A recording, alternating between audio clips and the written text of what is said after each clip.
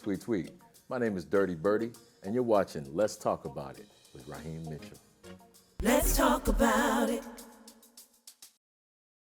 Say I just heard about a show. Let's talk about it, where the independent artists go. Let's talk about it, Nisi got a new EP. Let's talk about it, Stephanie's doing comedy. Let's talk about it, That girl from LA and that guy from New York. Talk about it. And now your host of Let's Talk About It, Raheem Mitchell. Hello, and welcome to Let's Talk About It. I am your host, Raheem Mitchell. Ladies and gentlemen, today I am like on cloud nine, man. I have with me today in the studio my friend, my high school buddy, Dirty Birdy is in the building, ladies and gentlemen. Tweet. Welcome to, man. Thank you, brother. Okay, now I'm not trying to clown you or nothing, but Dirty Birdy? Well, you know, when we were in school, I was Kid Slice. Right. So the evolution of my rap names goes Kid Slice, and then when I moved from Cajon, it was Supreme KX. Somebody ended up with that name. I started going by Shabam. Got it, and this is like 2 record deals later. Got signed with Jimmy Jam and Terry Lewis with a couple of my peers. The record deal fell through, and a guy named Shabam Sadiq comes out on Rockets Records. Right. So I'm like, that's another one of my names that just got pillaged. Right. I'm like, so I'm watching Misery, the movie Misery. Right. Kathy Bates and James Caan. Shout out to Kathy Bates. She takes a sledgehammer and breaks his ankles. Right. Oh, that's when she put the 2x4 between. Yep. And he had tried to escape, and she called him, and she said, "You're a dirty birdie." Yeah. And I ended up starting to rap off like that, man. And we kind of thought it was funny, and so when I was fishing for a name, I just took that one. Yeah, took one in. And I've been going by that ever since. And it's stuck. It is stuck, man. Well, it fits. Because you are a Dirty Birdie. Hey, you know. That's it, man. Question, man. I know when I first met you, you was around 15, 16 years old. Right. But actually, at what age did you really start rapping, and who were some of your influencers? Like 14, man. Really? Yep, like 14. I had only been rhyming probably for like 2 years when I met you. I started off doing poetry. Whenever I would get in trouble, I'd sit in my room and make a beat on my little beat machine. I got my first beat machine at 12. So I used to be making beats all the time and writing poems, but I wasn't rapping. And so I ended up starting rapping at like 14, like on the end of 13, 14. And who was influencing me at that time was like LL Cool J and Slick Rick. Right. You know, those were kind of the guys that I was patterning myself after at that time. So yeah, those were the early impressionable artists that I was kind of, you know.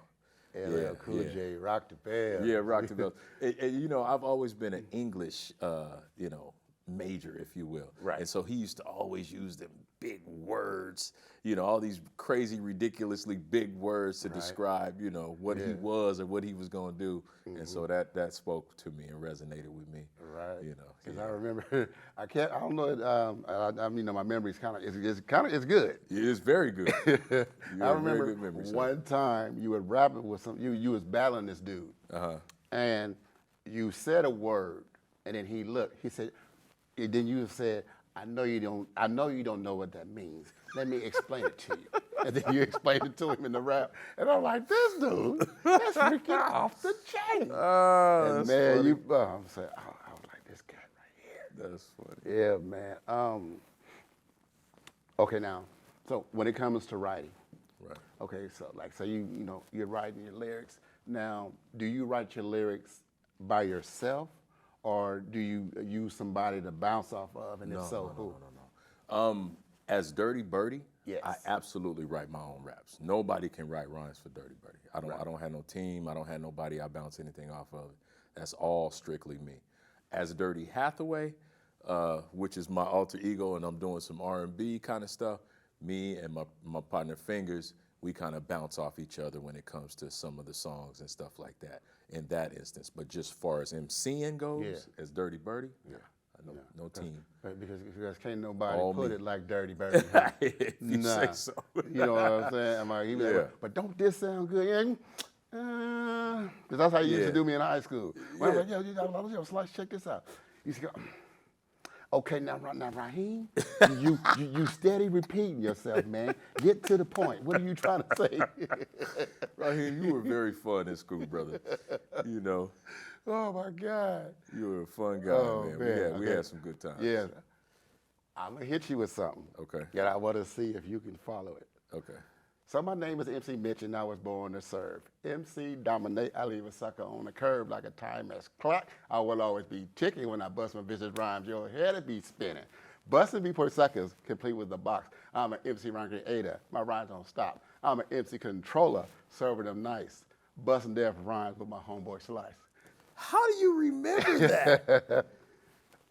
How on earth do you remember that? I cannot remember any rap from high school, bro. Yes, dude. I can't remember no rap from high school. Like, busting death rhymes with my homeboys. Like, I'm not a fighter. I'm a fighter with technique and skill. My side is fashion chamber. You actually read that kid much chill. You heard my rhyme and you went and bit it and you started to chew. And then instead you spit it up and still up. True. And if I was a football player, yes, I would kick you. I'm like, this cat. That is hilarious. Floyd. How on earth do you remember that, Raheem? Man, That's funny, brother. It just resonates there. Yeah. Now, I can remember raps from my last 3-4 albums, but that, from when we were in high school, no, sir. Man, you got that was one of the awesome times. That was fun. Yeah. So, if you will, explain to some of us who don't really know exactly when you go in for a session, like at the studio. Because, you know, being in the studio, time is money. Right. There's no time for playing, right? So when you're in the studio and you getting your stuff together as Dirty Birdy, so do you create your own beats? Do you have somebody creating your beats, or how does that You know go? what? I am a producer, but primarily who produces me is my partner, Dr. Stank. Yeah. Dr. Stank is my primary producer. I have other producers that I work with, like Diaz Millennia and Big Bree and Fingers, of course, you know, and several other cats. But Dr. Stank is my primary producer. Shout out to Dr. Stank out of Riverside, you understand, California. Yeah, very, very dope producer. But going into the studio, see, it's different now than it was back when you would get a record deal and they would book studio time for you, like at the Record Plant or at Larrabee. These are well-known studios in Hollywood or in LA and Santa Monica and whatnot. Right. When you go into those kind of studios, you already want to have your stuff ready because, like you said, time is money. Unless you have such a tremendous budget that it affords you the time to sit there and come up with songs. You know, depending on what designated producers you're working with and what you guys come up with on the spot, right? Right. But for the most part, you are coming there with your song written, you know, and hopefully memorized so that you can conserve as much time as possible and give yourself an opportunity to do several takes and then just pick and choose what the best take is, you know, and put them together and construct the song that way. So. Okay. Yeah. What would you say was one of your, I don't want to say difficult, but say you're in the studio, you're like, I don't want to end a song. Do I want to end it this way, or do I want to end it that way? You know how you get there, you have that, you have that thought in your head. So, what song or songs do you feel that you had that that feeling for? You know, oddly enough, I can't really think of a specific song that I had to do that with because there are several that when you get done with it, right, it's not mixed or anything, and you get a copy of it, and we call that take that and live with it for a minute. Right. So that means you take it and for maybe a week or two, you just consistently listen to it and you go back in and go, okay, I would rather say this like that, or I would rather end this like this. You know what I'm saying? Right. Unless for some reason there's a need for you to have to finish it right there on the spot when you were making it. Right. You know what I'm saying? If time doesn't permit that luxury of being able to take it and, you know, groove with it for a while and then come back and go, okay, guys, I'd rather say this like this and let's change this line and let's scoot this around and, you know what I'm saying? And So Okay, so that's the same thing when in filming, they'll be like, okay, we're gonna go with that, but we'll finish it up in post. right, Yeah, so they'll say we'll finish that up later. Right. Or that'd be like a pickup day. Right. We'll have a pickup day, we'll come back into the studio, and then we'll pick up that first week. You go ahead, you listen at it, and then whatever's not cool, then we'll finish it, we'll fix make that. your alterations. Make after the fact. alterations there. For sure. Yeah, Absolutely. Okay, that's cool. Yeah, man. yeah. So same concept. So there's no pressure. You Right. know what I'm saying? And it will give you the opportunity to render the best version of the song. Right. You know, the best, version of that product. There's no rush. But that also comes in where preparation, comes in. And having that together before you even step in there to get down. Yes. You know what I'm saying? Right. So And that's what a lot of producers like. you're going to save yourself a lot Yeah, of money and you're gonna headache. save a producer a whole heck of a lot of money. That part. They like Yeah. for you to be prepared, man, when you step in the door with your stuff. Yeah. Oh yeah, 'cause a lot of people that I worked with, whenever I would come in, because I do voiceovers. Oh, okay. So whenever I would come in, and they'd tell me, okay, this is what I want you to say. This is this. This is that. Right. All right, come to the studio Wednesday. Let's do it. So I'm coming in there, and I'm doing it. Right. And it take and I will do like 3 or 4 takes of it, Right. and they be like, it's gonna be hard, man, because all 4 of them are good. I Right, don't know. right. We don't know what to choose We from. don't know which one to choose Right. from. So I'm on my way out the studio because I'm done. The producer coming in, and you're like, I said, I'm done. I said, I laid my 4 spots. They wanted me to lay, and they're like, are you leaving? I said, they said all 4 of them was good.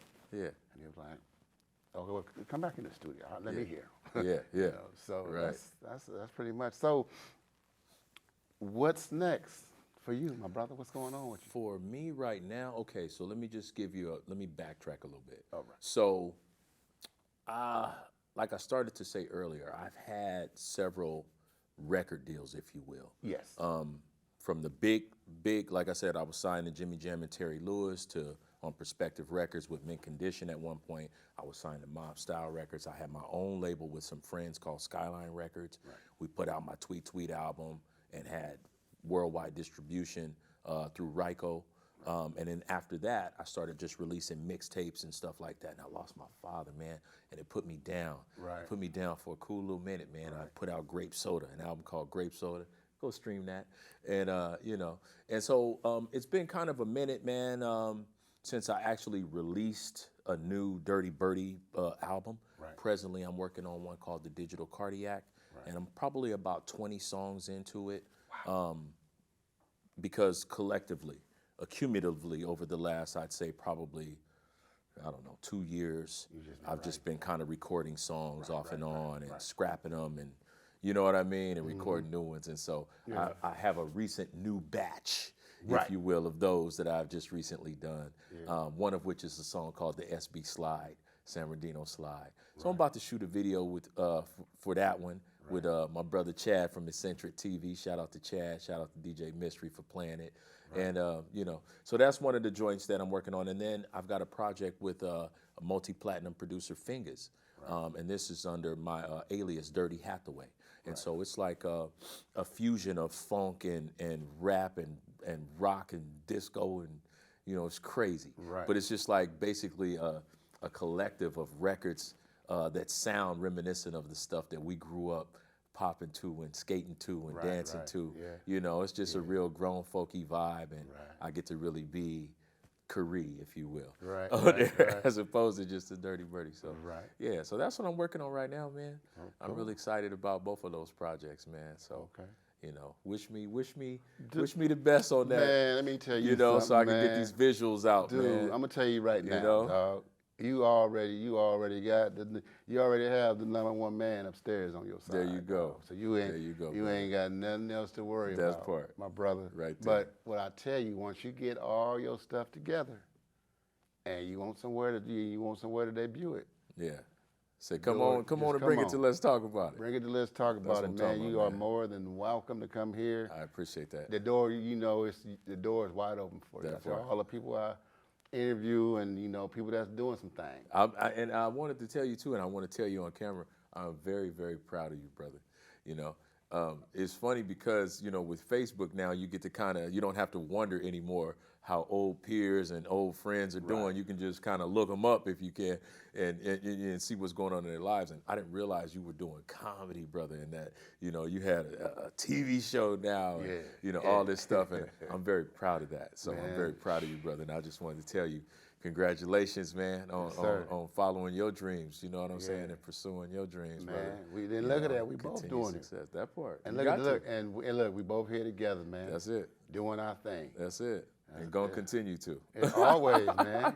You know, ain't nothing gonna stop it. That part. Only person that can stop it is ourselves. That's it, brother. But hey, but whenever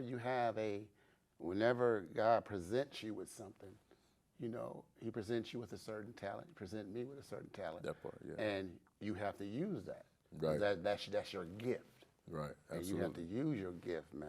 Right. You're gonna look like, wait, I'm giving you all this talent and all this. You're not gonna do nothing with You're it. gonna do with it. Right. And there's people out there that's trying to do what we doing and having problems, and He just making it that much easier for you. Yeah. Because you have that talent. Go ahead and do it. Right. Yeah. Right. My one question I wanted to ask you, and I'm pretty sure it might be a little difficult for you to answer, but what was one of the best venues you ever performed in? Oh man. Excuse me. One of the best venues I ever performed in, brother.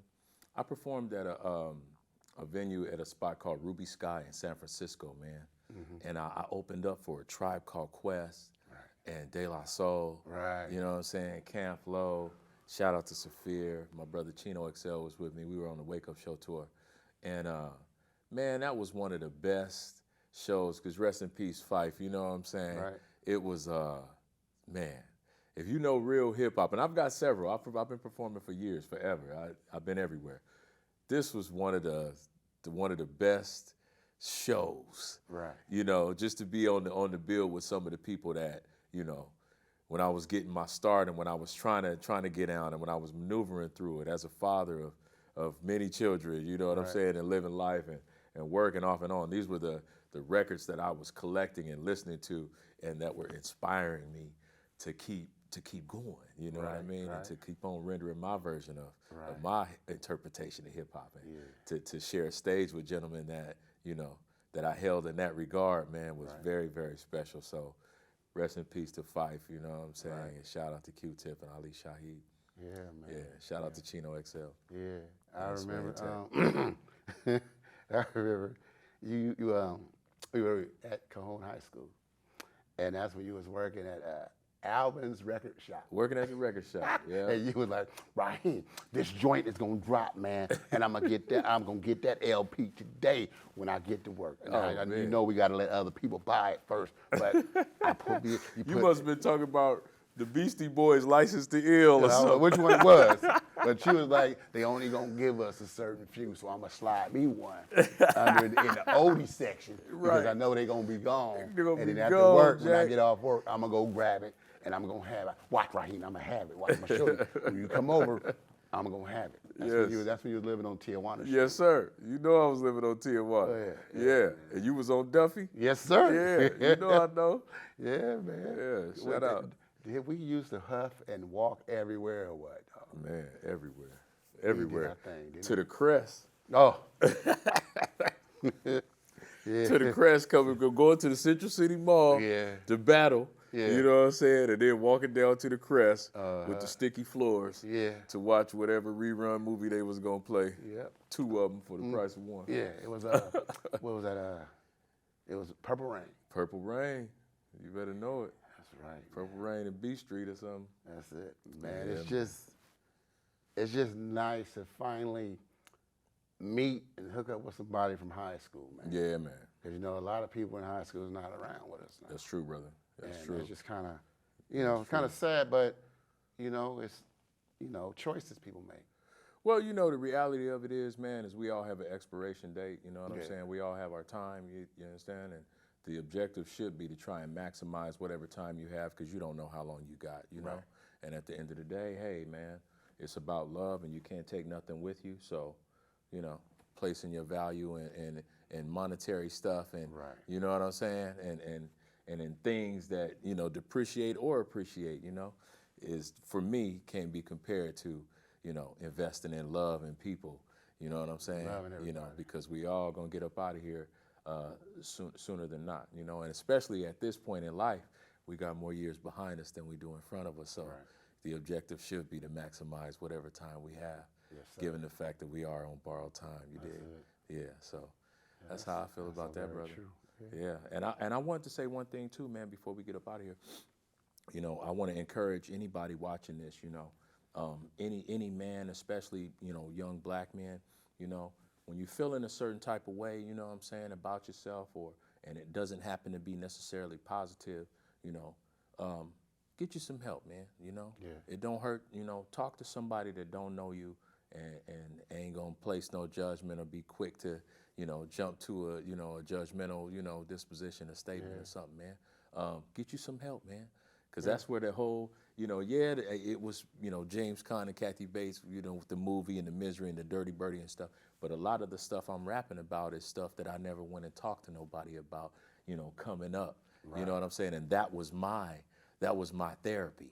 You know what I'm saying? Is expressing that artistically, and getting that out. You know what I'm saying? So I want to encourage, any man, but especially our black men, get you some therapy, brother. Don't be ashamed or afraid or embarrassed, to talk to somebody about your feelings or what you're feeling, because it could save your life and the people around you could make their lives better, So that's what I tell you. That's what my show is about.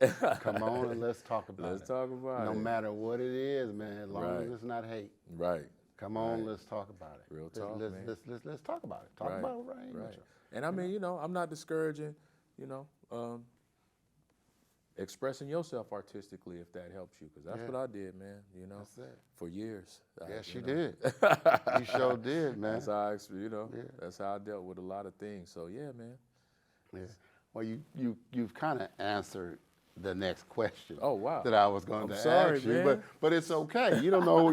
We know we coming straight. But I was going to ask you, if you could talk to your 12-year-old self right now. 12-year-old Dirt. What would you say to him? To 12-year-old Dirt, man. Yeah. I probably would say, man, you're going to school for you. Right. A lot of times when you tell your kids, you encourage them to get good grades, and some kids you kind of got to put the fear in them to encourage them to do it because they don't want to get in trouble. But if I would have understood that, I'm not going to school for my parents. Right. You know what I'm saying? I'm going to school for myself. And even if I don't go to college, the whole idea of going to school or learning a lesson and being able to execute based on memory and what you've studied is to develop a good habit, that's going to follow you through life. If you develop good habits and you are disciplined, you can apply that to any part of your life, in any job or any business that you do. And that's what I would tell my 12-year-old self, be disciplined, Kari. You doing this for you. You're not doing this so mama will be proud of you or not mad at you or so you won't get on punishment. It's so silly. Do this for yourself. You're doing this for you so that you can develop a good habit that you can apply to your life later on. You know what I'm saying? A habit of consistency and discipline. Yeah, exactly. You figure, deal me? So, yeah, that's what I would tell that joker. Yeah, because my mom used to tell me, listen, you're not going to, she would say, don't do it for me. Right. Do it for yourself. That part. I would appreciate it. Right. If you did it for me. Right. But I can't go to school with you. Right. I can't go to college with you. Right. Only thing I can do is guide you in the right direction. And pretty soon you're gonna be on your own. Right. And you're gonna have to do what you need. You're gonna have to do what you have to do. Man. That's very real. So it's just and ask questions. Yeah, it don't hurt to ask a question. Ask questions, man. If you don't understand it, don't worry about looking crazy or stupid, man. Yeah. Ask questions, man. Exactly. You find out so much just by asking questions, man. It's simple. Yeah. This is all it takes. It's just this. Raising that hand, man. That's it. Getting that question. That's it. Picking that brain, man. That's It's funny. It's people that I lost in life, elders, grandparents, just different people, that you grow up and you find out, oh, Uncle so-and-so owned a what? What? Oh, wow. And I go back and I think, man, I wish I would have asked him more questions. I wish I would have, picked his brain a little bit more. I wish I had asked him more about his experiences and stuff. You know what I'm saying? Right. And I'm sure that would have helped me on my path. You know what I'm Right, saying? So, right. yeah, I regret that. Yeah, You man. know, yeah. That's it. 'Cause sometimes when you want to talk to your uncle, some uncles used to sip every now and then. You know what I'm saying? And then when you want to go and talk to him, like, oh man, I don't want to talk. He drunk. He talking about, but he's serious. He be like, listen, That's when you I get the ain't truth. cracking, I'm facking. And they used to tell you the facts of That's what's right. going on, That's right. and they'll tell you. Right. And I'm like, okay, That's real talk, man. yeah, man. That's real talk. There's a few people whose brains I wish I would have picked, but in real time now, when I meet, my elders, and when I have an opportunity to build with my elders, I'm tearing them up with questions. Yes. You know? Yeah. What do you wish you could have did different? What would you have done at my age right now? Right. We get to talking about LLCs and purchasing properties, and Yeah. you know what I'm saying? Yeah. And That's crazy, man. yeah, man. And Brian. Life insurance. Yeah. What's going on? Living man? A lot of trusts people and don't whatnot, even man. Pay Yeah, attention real to estate. that. Yeah, man. That's it, That's man. important stuff. Yeah. Yeah. So That's right. that's where I'm at these days.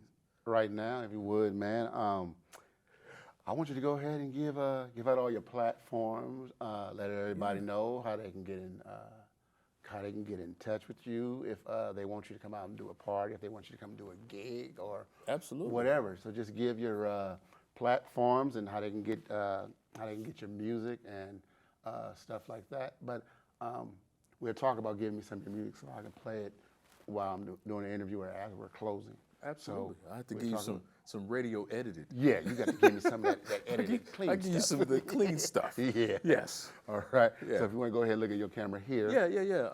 On Instagram, it's the number 2_words_1 ONE_finger_ Dirty Birdy. Yeah. 2 words, 1 finger, Dirty Birdy on Instagram.